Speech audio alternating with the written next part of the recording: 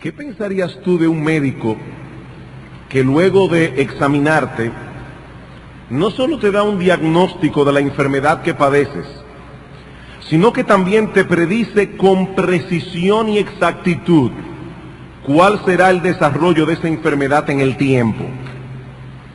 Dentro de un mes vas a sentir esto y aquello, y en 2 meses y medio vas a tener estos síntomas, y un mes después esto otro, y a las 5 semanas de comenzar el tratamiento, el medicamento te va a producir esta y esta reacción. Y en el tiempo exacto que el médico ha predicho, cada una de esas cosas comienzan a suceder. ¿Qué pensarías tú de ese médico? Que el individuo tiene un conocimiento inusual de su profesión. Quedarías profundamente sorprendido ante la precisión con que este hombre puede prever lo que ocurrirá con el desarrollo de tu enfermedad. Ahora bien, ningún médico puede predecir con tanta precisión las reacciones del cuerpo humano. Pero mi punto aquí es que si eso pudiera ser posible y un médico adquiriera tal pericia en el manejo de sus pacientes, dejaría a todo el mundo boquiabierto. En las Escrituras nos topamos con una serie de profecías que no solo predicen algunos eventos, sino que también establecen el tiempo en que tales eventos habrán de ocurrir. Y eso no nos sorprende porque Dios es Dios. Él conoce el fin desde el principio. Él conoce las cosas que habrán de ocurrir en el mundo y dónde encaja cada una de ellas en el calendario de los hombres. Por ejemplo, en Génesis capítulo 40, José recibe iluminación de parte de Dios para predecir al jefe de los coperos del rey, que estaba con él en la cárcel, que en 3 días sería restablecido en su puesto. Y al panadero, al jefe de los panaderos, le predice que en 3 días sería ejecutado. Y tal como José lo predijo, en ese mismo lapso de tiempo, ambas cosas ocurrieron. En el capítulo siguiente, Génesis 41, mandan a buscar a José para interpretar el famoso sueño de Faraón, las 7 vacas flacas, las 7 vacas gordas, las 7 espigas llenas y hermosas, las 7 espigas menudas y abatidas por el viento. Y José predice al Faraón que vendrían sobre Egipto 7 años de mucha abundancia, 7 años de hambruna extrema. Y una vez más, en ese mismo lapso de tiempo, estas cosas ocurren. No fueron 5 años de abundancia y 9 de hambre. No fueron 6 y 8, fueron 7 y 7, tal como Dios lo había revelado. Otro ejemplo impresionante de esa precisión profética es el que encontramos en Segundo Libro de Reyes, capítulo 7. Samaria está sitiada por los sirios y el hambre se hizo tan insoportable que la cabeza de un asno se vendía por 80 piezas de plata. Y en medio de este caos, Eliseo le profetiza al rey de Israel que en 24 horas, habría tal abundancia en Samaria que unos 9 litros de harina se iban a vender por centavos y el doble de esa cantidad de cebada por el mismo precio. Dice la historia sagrada que uno de los príncipes sobre los cuales se apoyaba el rey, cuando oyó la profecía, dijo en tono de burlas que ni que Dios abriera las ventanas de los cielos eso podría ser posible. Y Eliseo le responde: tú lo verás con tus ojos, pero no comerás de ello. No vamos a entrar ahora en los detalles de la historia, pero al día siguiente, a las 24 horas, en el tiempo señalado por Eliseo, los sirios abandonan apresuradamente el campamento, dejando todas sus provisiones allí. Y tal como dijo Eliseo, el pueblo atropelló al príncipe aquel que estaba custodiando la puerta. Él vio la abundancia, pero no comió de ello.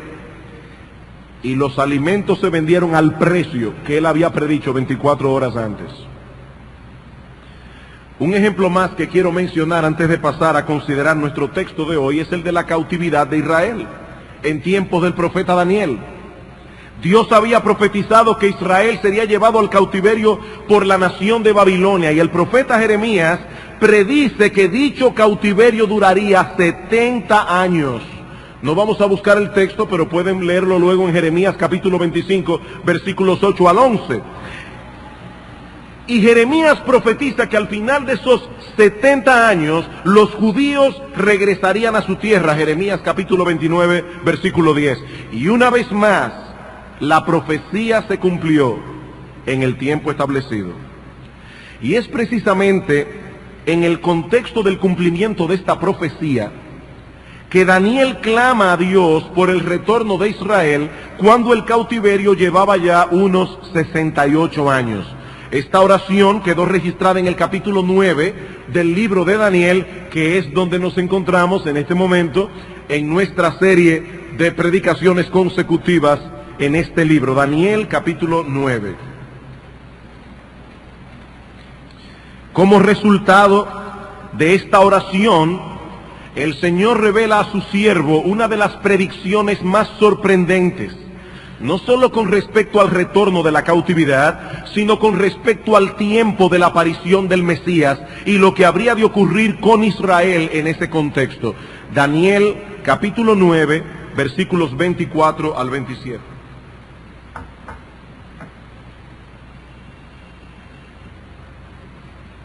«70 semanas están determinadas sobre tu pueblo y sobre tu santa ciudad, para terminar la prevaricación y poner fin al pecado y expiar la iniquidad, para traer la justicia perdurable, sellar la visión y la profecía y ungir al Santo de los santos.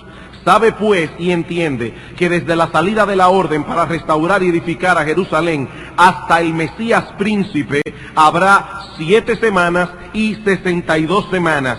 Se volverá a edificar la plaza y el muro en tiempos angustiosos. Y después de las 62 semanas se quitará la vida al Mesías, mas no por sí. Y el pueblo de un príncipe que ha de venir destruirá la ciudad y el santuario, y su fin será con inundación, y hasta el fin de la guerra durarán las devastaciones. Y por otra semana confirmará el pacto con muchos. A la mitad de la semana hará cesar el sacrificio y la ofrenda. Después, con la muchedumbre de las abominaciones, vendrá el desolador hasta que venga la consumación y lo que está determinado se derrame sobre el desolador». No podemos volver a mencionar en detalle todo lo que hemos visto en los sermones anteriores acerca de este pasaje, pero como hace ya tanto tiempo que tuvimos que interrumpir esta serie, es pertinente al menos que recordemos algunas cosas. Daniel está preocupado por el futuro inmediato de su pueblo y Dios le envía al ángel Gabriel para darle a conocer lo que habría de ocurrir con Israel en los años venideros. Versículo 24, 70 semanas están determinados sobre tu pueblo y sobre tu santa ciudad. Como vimos ya, la palabra semanas significa literalmente 7, por lo que el texto señala 70 periodos de 7, y el texto no especifica si son 7 días, si son 7 meses, si son 7 años. Simplemente dice 70 periodos de 7 están determinados sobre tu pueblo, y una serie de cosas habrán de ocurrir en ese tiempo. Como hemos visto anteriormente, tenemos razones para pensar que estos periodos de 7 se refieren a 7 años, por lo que estamos hablando de un periodo de tiempo total de 490 años. 70 por 7 son 490. Que el ángel Gabriel divide a su vez en 3 periodos, uno de 7 semanas, uno de 62 semanas y otro de 1 semana. En otras palabras, 49 años, 434 años y 7 años. Y es precisamente en este punto donde nos encontramos en este momento. ¿Qué predice el texto que habría de ocurrir en ese lapso de tiempo? 4 cosas: la restauración de Jerusalén, la aparición del Mesías, el rechazo y muerte del Mesías y la destrucción de Jerusalén. Eso es básicamente lo que el texto profetiza, aparte de todo lo que vimos ya en el versículo 24. Pero en el desglose del tiempo, como lo da el ángel luego, él nos dice que 4 cosas habrían de ocurrir: la restauración de Jerusalén, la aparición pública del Mesías, la la muerte del Mesías y finalmente la destrucción de Jerusalén. Veamos estos eventos agrupándolos de dos en dos. En primer lugar, la restauración de Jerusalén y la aparición del Mesías. Versículo 25.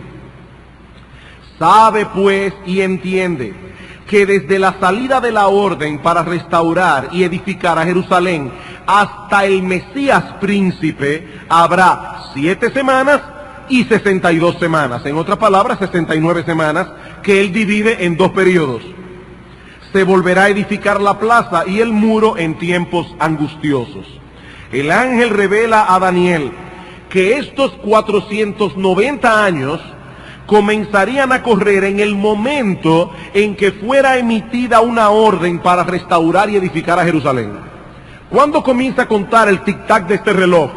Dice en el versículo 25, sabe pues entiende que desde la salida de la orden para restaurar y edificar a Jerusalén. Y aquí nos topamos de inmediato con una dificultad.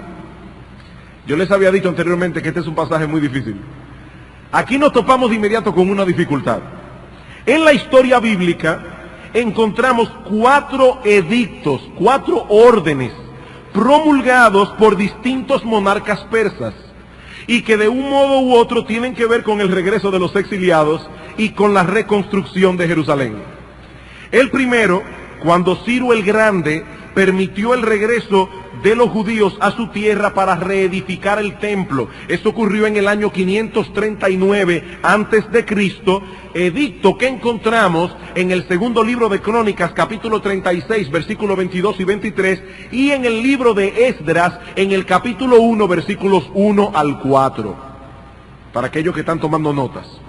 En esta ocasión, los exiliados son conducidos por Zorobabel y bajo su dirección levantan un altar para el holocausto, reinauguran el ritual de los sacrificios y colocan los cimientos del nuevo templo. Recuerden que el templo había sido destruido por Nabucodonosor en el año 538. 586. Ahora, ese dato se me fue de la mente, pero es por ahí. Muy pronto, ese pequeño remanente de judíos encontró muchas dificultades y problemas, por lo que no pudieron adelantar gran cosa la reconstrucción del templo, mayormente por culpa de los samaritanos, quienes pusieron tantos obstáculos que finalmente la obra se detuvo. Así permaneció por 15 años, durante los cuales se establecieron este grupo de judíos en las proximidades de Jerusalén y se dedicaron a cultivar sus tierras. Mientras tanto, muere el rey Ciro en el año 530, le sucede su hijo Cambises, que más tarde fue sucedido a su vez por Darío I, que era miembro de una rama colateral de la Casa Real.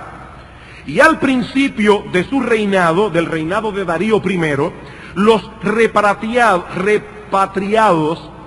reciben un nuevo impulso para continuar la obra a través del ministerio profético de Ageo y Zacarías.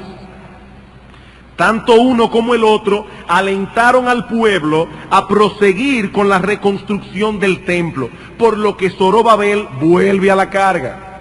Pero una vez más, los samaritanos se enteran y tratan de parar la obra de nuevo, remitiendo este asunto a la corte real.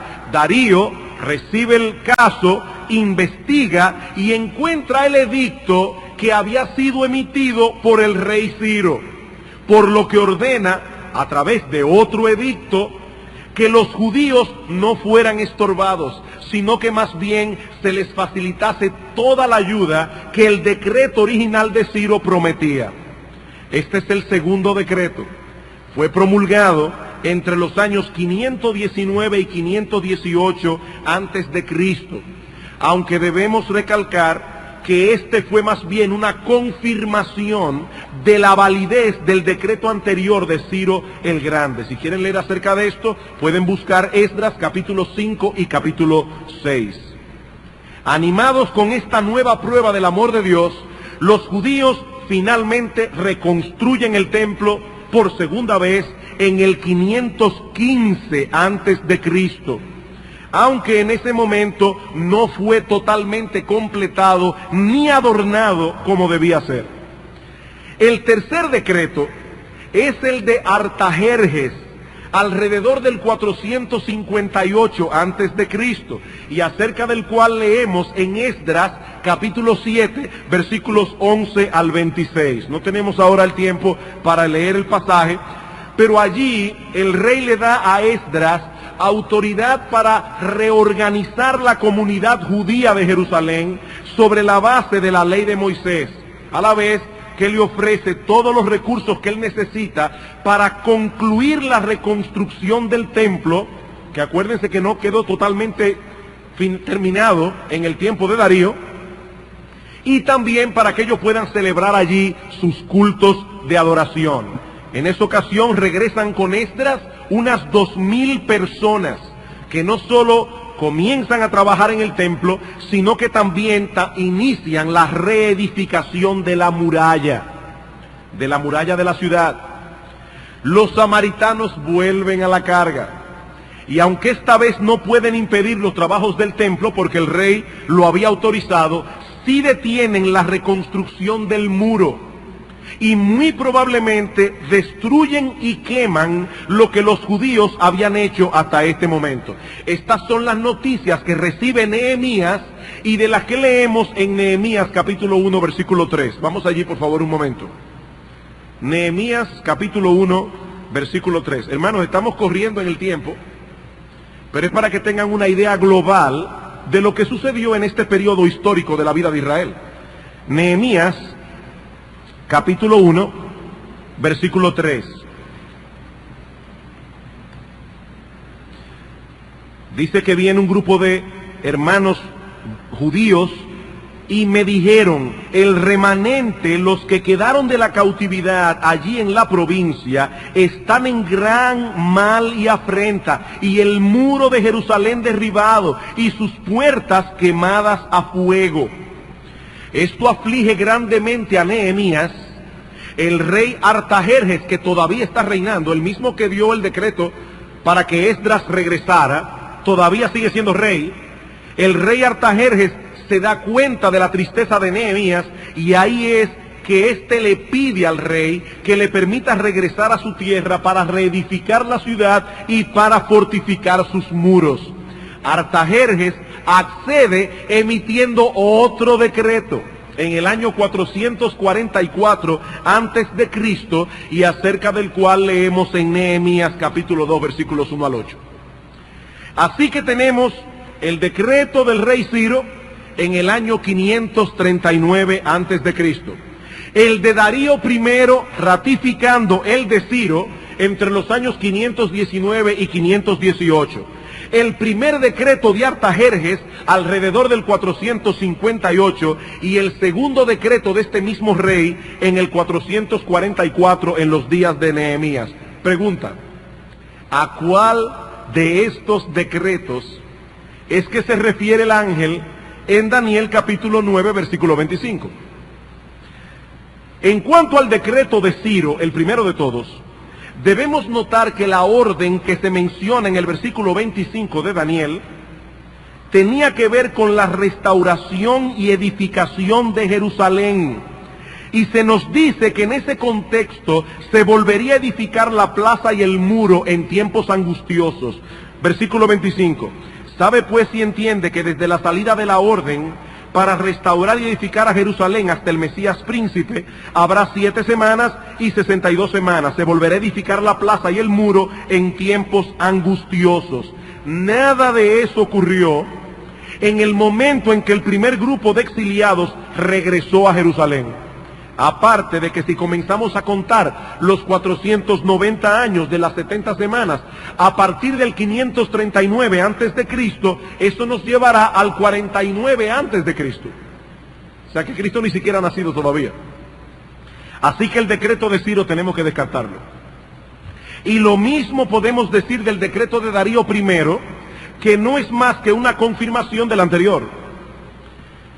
Eso nos deja con dos opciones: o el decreto primero de Artajerjes en el 458, o el segundo decreto de Artajerjes en el 444.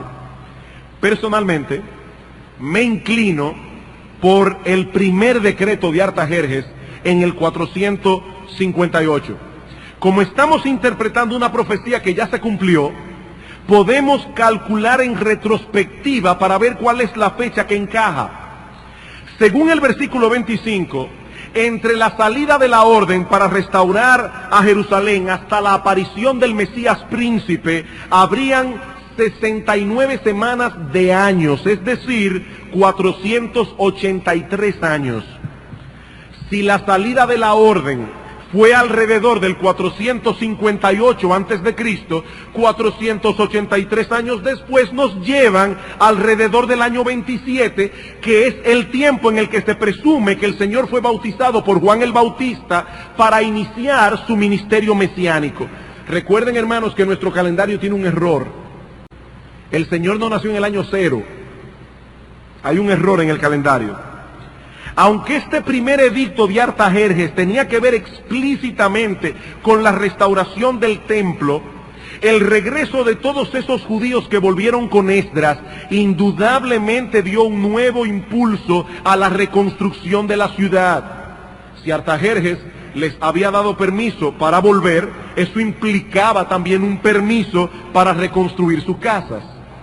Por otro lado, es con el retorno de Esdras que se inicia la verdadera reconstrucción de la nación como el pueblo del pacto. Esdras regresó con la ley de Moisés para que Jerusalén volviera a ser lo que fue antes del cautiverio. Y por otro lado, es en el tiempo de Esdras que los judíos comienzan la reconstrucción de sus murallas, obra que luego fue estorbada por los samaritanos. Y el texto en Daniel dice claramente que precisamente fue en ese tiempo en que se volvieron a edificar los muros en tiempos angustiosos. Ahora, hermanos, yo no quisiera que perdieran de vista, en medio de todos estos datos y fechas, ¿qué es lo que se nos revela en este pasaje de Daniel? Para nosotros es difícil hacer cálculos exactos, porque los registros históricos de la antigüedad no tenían la precisión en cuanto a fecha que tienen los registros hoy. Ellos no usaban ni siquiera nuestro calendario, pero es obvio que esta profecía se cumplió tal como fue predicha. El Mesías apareció en el escenario de Israel como Mesías, no que nació en esa época, es que él apareció como Mesías en el momento de su bautismo, 483 años después que fuera promulgado el decreto del que se habla en el versículo 25 de Daniel 9. De hecho, cuando Cristo nació, algunos judíos piadosos sabían que el Mesías estaba a punto de nacer. Lucas capítulo 2. Lucas capítulo 2. Versículo 25. Y he aquí había en Jerusalén un hombre llamado Simeón, y este hombre justo y piadoso esperaba la consolación de Israel, y el Espíritu Santo estaba sobre él. Y le había sido revelado por el Espíritu Santo que no vería la muerte antes que viese al ungido del Señor. En el caso particular de Simeón, este había recibido una revelación de parte de Dios.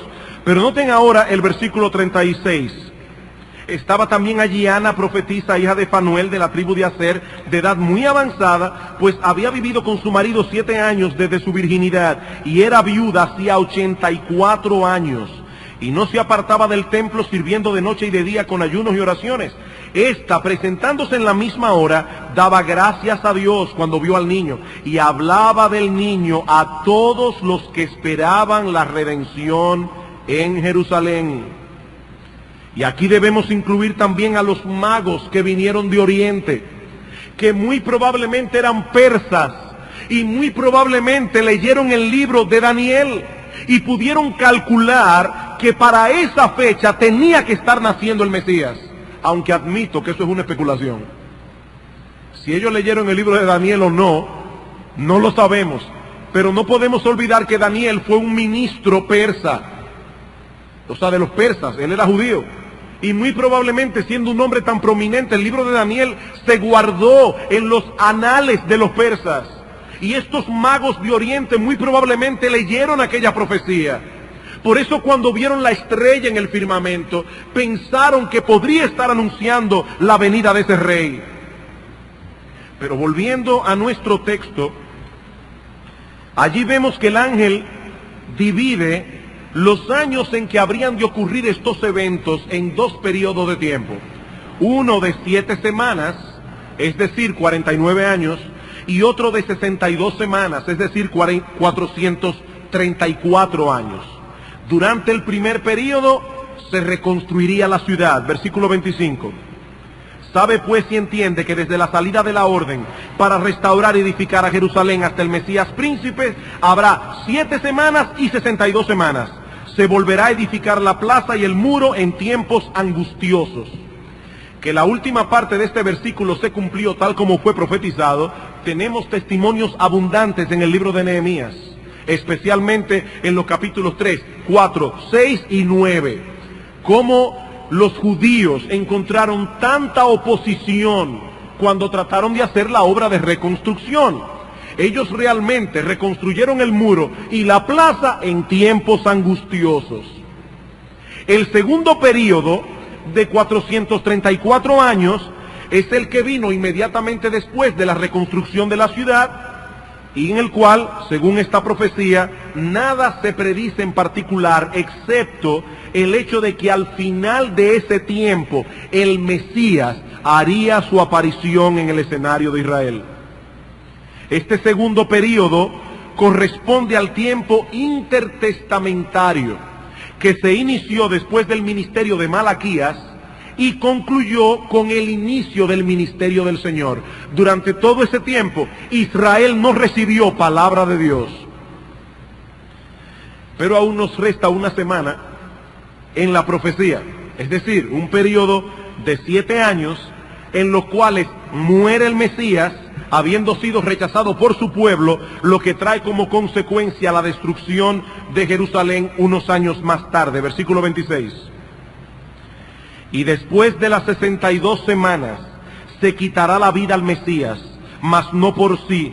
Y el pueblo de un príncipe que ha de venir destruirá la ciudad y el santuario, y su fin será con inundación, y hasta el fin de la guerra durarán las devastaciones. Y por otra semana confirmará el pacto con muchos. Ese por otra semana debe ser traducido más bien, y una semana confirmará el pacto con muchos. A la mitad de la semana hará cesar el sacrificio y la ofrenda. Después, con la muchedumbre de las abominaciones, vendrá el desolador, hasta que venga la consumación y lo que está determinado se derrame sobre el desolador. Lo primero que encontramos en el versículo 26 es el anuncio de la muerte del Mesías. Y hermanos, no olviden que Daniel escribió su libro en el año 538 a.C., es decir, 570 años antes de que eso ocurriera. 570 años antes del evento. El ángel les revela que eso ocurrirá después de las 62 semanas. Y aunque el texto no especifica qué tanto tiempo después, en el versículo 27 se nos provee la clave para entender que esto ocurre en la mitad de la semana 70, es decir, 3 años y medio después que Cristo inició su ministerio. Pero eso lo veremos en un momento. La expresión que Reina Valera traduce como se quitará la vida al Mesías en el versículo 26, dice literalmente que el Mesías será cortado. Y esta palabra se usaba para referirse a una muerte violenta. Por ejemplo, en Levíticos capítulo 7, versículo 20, aparece como una referencia a la pena capital. Y en el Salmo 37, versículo 9, se usa esa misma expresión para referirse a la destrucción de los impíos. Serán destruidos, serán cortados. Es lo que el texto hebreo dice literalmente. El Mesías, profetiza Daniel, habría de sufrir una muerte violenta. Algo que también estaba profetizado en otros textos del Antiguo Testamento. Por ejemplo, En Isaías capítulo 53, versículo 7, dice que el Mesías sería llevado como un cordero al matadero. Y todos nosotros sabemos cómo es que se matan los corderos en el matadero. Y en el Salmo 22, versículo 16, escrito 1000 años antes del nacimiento de Cristo, dice específicamente que horadarían sus manos y sus pies, en una clara referencia a la muerte por crucifixión, que de paso no se usaba en esos días. Pero el texto dice más, versículo 26, y después de las 62 semanas se quitará la vida al Mesías, se cortará, el Mesías será cortado, mas no por sí. ¿Y eso qué significa? Bueno, la palabra que se usa en el original hebreo, al final de la frase, es un nombre que significa nada, vacío. Por eso muchos comentaristas traducen esta frase así: y después de las 62 semanas, el Mesías será cortado y no tendrá nada. Eso es lo que el texto dice literalmente. El Mesías será cortado y no tendrá nada. Comentando acerca de estas palabras, alguien escribió: un posible significado de esta extraña frase podría ser que Cristo murió aparentemente sin amigos ni honor, fue rechazado por los hombres, tratado como un criminal y aún abandonado por el Padre. En el área de cosas atractivas y deseables, su porción equivalía a nada. El Mesías príncipe fue cortado sin tener aquello que era propio de él. El Mesías murió como un criminal cualquiera, siendo el Hijo de Dios, siendo santo e inocente. Lo que sigue diciendo el texto tiene que ver con las terribles consecuencias que vendrían sobre Israel luego de la muerte de Cristo. Versículo 26. Y después de las 62 semanas, el Mesías será cortado y no tendrá nada, y el pueblo de un príncipe que ha de venir destruirá la ciudad y el santuario, y su fin será con inundación, y hasta el fin de la guerra durarán las devastaciones. Y aquí, hermanos, no hay duda, prácticamente todos los comentaristas ortodoxos, no importa la escuela escatológica a la que pertenezca, están de acuerdo en que esta profecía se refiere a la destrucción de Jerusalén por los romanos en el año 70 después de Cristo, bajo el mando de Tito. Aunque eso no ocurrió inmediatamente después de la crucifixión, y por lo tanto no puede ser colocado dentro de la semana 70 propiamente dicha, ambos eventos, la muerte de Cristo y la destrucción de Jerusalén, se encuentran íntimamente conectados entre sí, porque fue parte del castigo de Dios sobre Israel por haber rechazado al Mesías. De hecho, el mismo Cristo reveló que una cosa sería consecuencia de la otra. Mateo capítulo 23.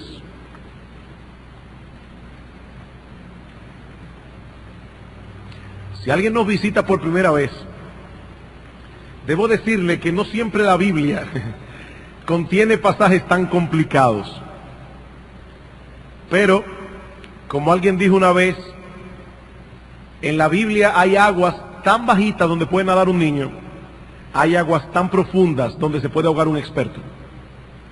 Estamos tratando de explicar esto lo más sencillo que podemos. Pero hasta ahí que yo puedo, ya yo no puedo más de ahí. Mateo capítulo 23, versículo 37.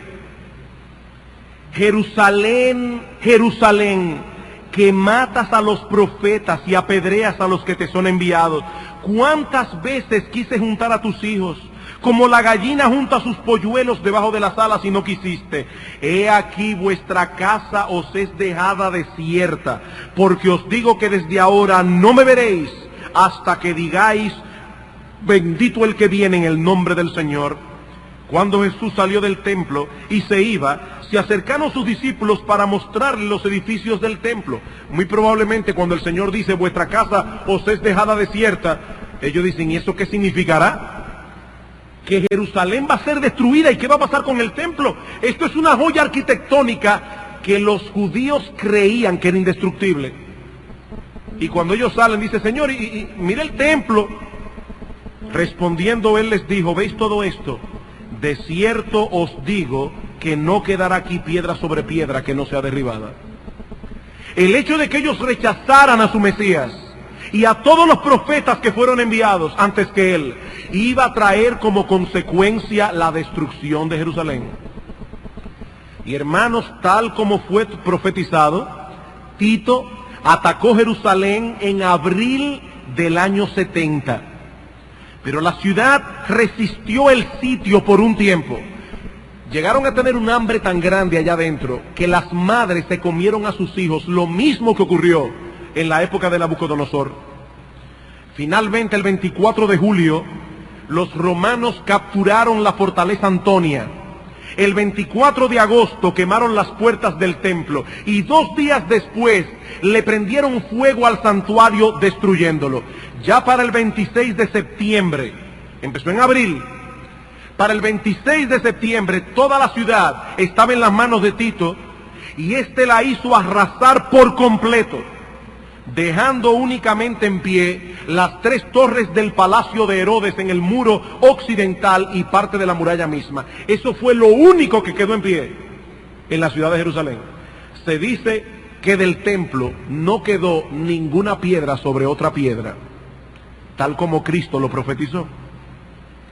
Este general romano, Tito, que a su vez era príncipe, porque era el hijo mayor del emperador Vespasiano, tal como lo señala la profecía de Daniel 9, dice el pueblo de un príncipe que ha de venir, no le dio tregua a los judíos hasta que la ciudad fue completamente destruida. Está esto que se refiere probablemente al final del versículo 26, cuando dice que su fin será con inundación y hasta el fin de la guerra durarán las devastaciones. Hasta que él termine de hacer lo que él iba a hacer, él iba a seguir devastando. Luego en el versículo 27 se nos dan más detalles acerca de los eventos que se profetizan en el versículo 26. De hecho, hermanos, ustedes deben notar la estructura de este pasaje. Este pasaje no va en orden cronológico. En el versículo 24 primero, luego en el tiempo lo del versículo 25, luego en el tiempo no. En el versículo 24 se nos da un resumen de todo lo que va a pasar. Luego en el 25 se nos dan algunos detalles.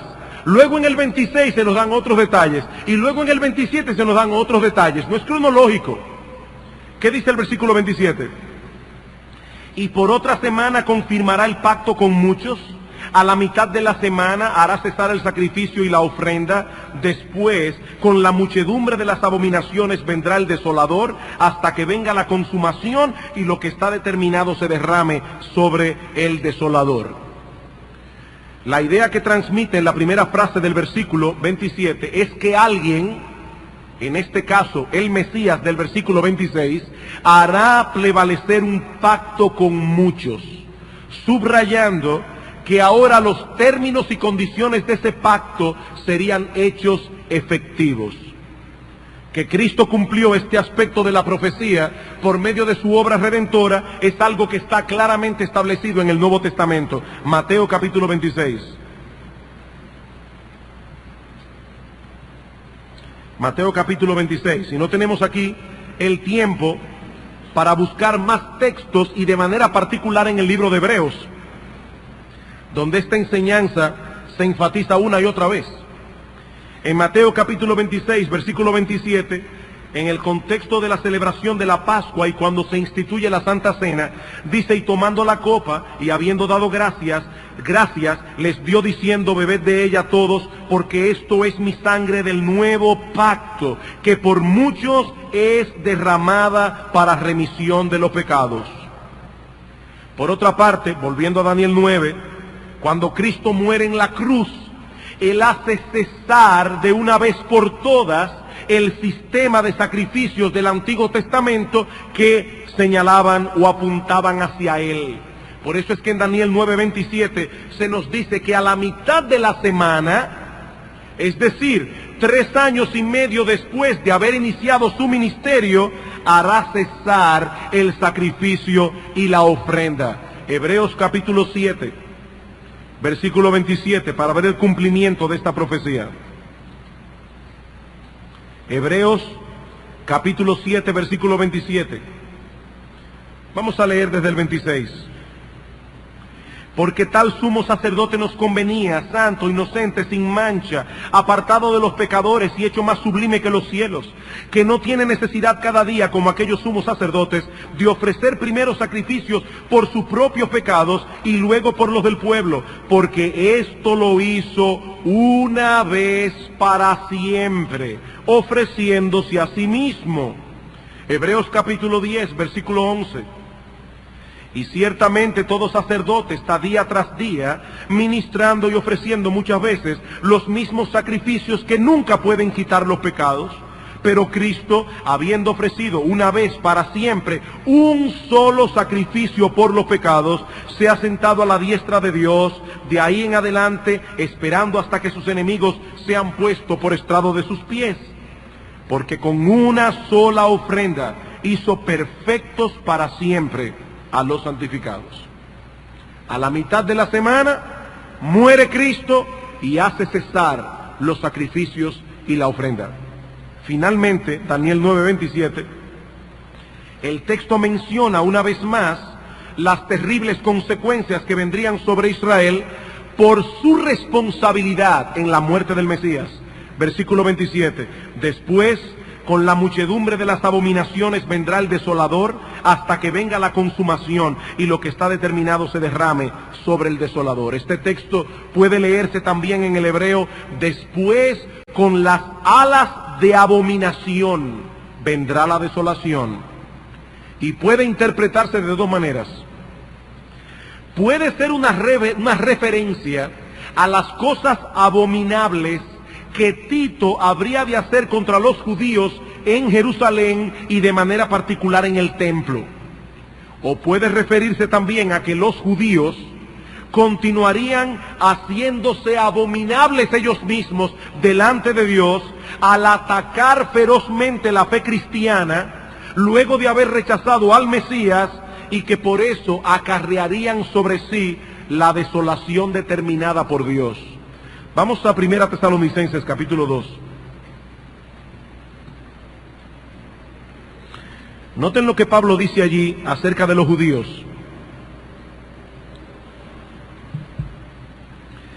Porque vosotros, hermanos, vinisteis a ser imitadores de las iglesias de Dios en Cristo Jesús que están en Judea, pues habéis padecido de lo de vuestra propia nación las mismas cosas que ellos padecieron de los judíos, los cuales mataron al Señor Jesús y a sus propios profetas, y a nosotros nos expulsaron y no agradan a Dios y se oponen a todos los hombres, impidiéndonos hablar a los gentiles para que éstos se salven. Así colman ellos siempre la medida de sus pecados, pues vino sobre ellos la ira hasta el extremo. Algunos entienden que cuando Daniel habla de una abominación, se está refiriendo a estas obras abominables de los judíos que atrajo sobre ellos la destrucción total de Jerusalén. Lo que sí está claro en el texto es que esa desolación de la que se habla en el versículo 27 no puede ser otra que la mencionada en el versículo 26, cuando el general Tito devastó Jerusalén. Bien, hermanos, hasta aquí la interpretación de esta fascinante y difícil profecía del Antiguo Testamento. Y aunque ciertamente hay cosas difíciles en el texto, los 4 eventos aquí profetizados y que hemos visto hoy se cumplieron al pie de la letra. ¿Cuáles fueron? El retorno de los judíos y la reconstrucción de la ciudad de Jerusalén, el tiempo de la aparición del Mesías, su muerte violenta en la cruz del Calvario y la subsecuente destrucción de Jerusalén por haber rechazado al Mesías. Esta profecía es una prueba contundente de que nuestro Dios es veraz y de que la Biblia es su palabra. Podemos poner toda nuestra confianza en este libro sagrado, hermanos, porque el Dios que lo inspiró no miente.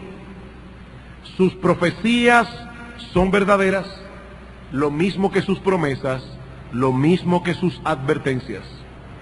Queridos hermanos, este libro, la Biblia, es plenamente confiable, porque es la palabra de Dios. Esa es una de las razones por la que los incrédulos no tendrán excusa en el día del juicio. Dios se ha revelado al hombre a través de su creación, a través de su palabra, y tanto la una como la otra llevan impresas las marcas indelebles de su autor. La creación es perfecta, la creación es maravillosa. Es obvio que la creación no se hizo sola. Bueno, hermanos, la Biblia es perfecta, la Biblia es un libro extraordinario, y es obvio, hermanos, que aunque fue escrita por hombres, estos hombres fueron inspirados por el Espíritu de Dios. La palabra de Dios.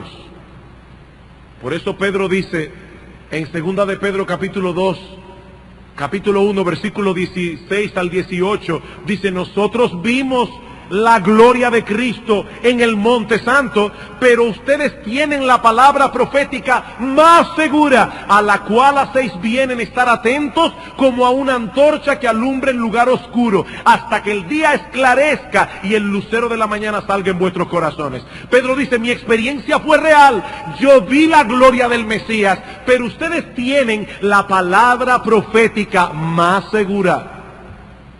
Hermanos, la Biblia, la palabra escrita de Dios, está por encima de cualquier experiencia humana, incluyendo la experiencia de los apóstoles con Cristo. Y Pedro dice, entendiendo primero esto, que ninguna profecía de la Escritura fue de interpretación privada. En otras palabras, esa palabra que se traduce allí, interpretación, significa en el griego literalmente decisión. Ninguna profecía de la Escritura fue escrita por decisión privada del profeta. No fue que Daniel se sentó a especular, déjame comenzar a decir cosas y decir que en 70 semanas. No, él fue inspirado por el Espíritu de Dios. El ángel Gabriel le dio esa revelación, y tal como Dios se lo reveló, así mismo aquellas cosas fueron cumplidas. Y mi amigo que estás aquí sin Cristo en el día del juicio, si mueres sin el Señor, si mueres en tus pecados, tendrás que darle cuenta a Dios por qué no le creíste, habiendo Él dejado un libro tan perfecto.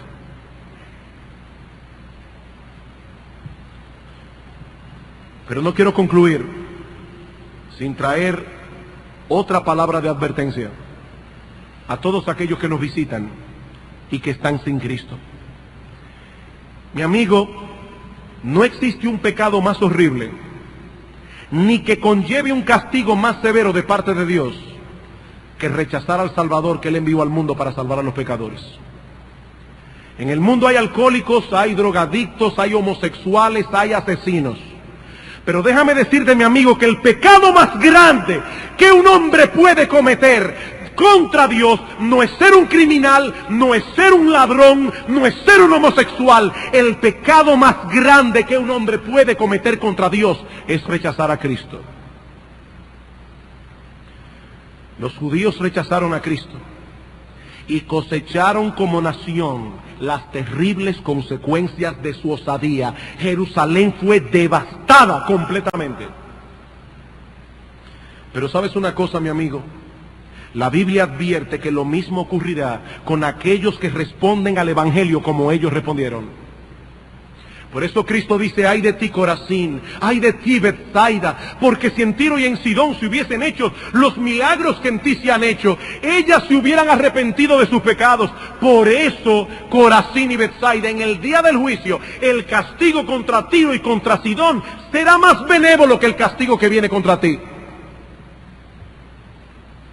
Y hay que ver cómo eran Tiro y Sidón. ¿Se acuerdan ustedes de Jezabel? Jezabel provenía de Sidón. Era un pueblo idólatra. Y Cristo está diciendo, era un pueblo con una idolatría horrible. Eran hombres que sacrificaban a sus hijos a los dioses. Y Cristo dice en el día del juicio, Corazín y Betsaida, el castigo de Dios será más duro para ti, porque tú tuviste un privilegio que los de Tiro y de Sidón no tuvieron. Ellos me vieron a mí y oyeron mi palabra y aún así no se arrepintieron. Ay de ti, Capernaum, que hasta el cielo fuiste elevado.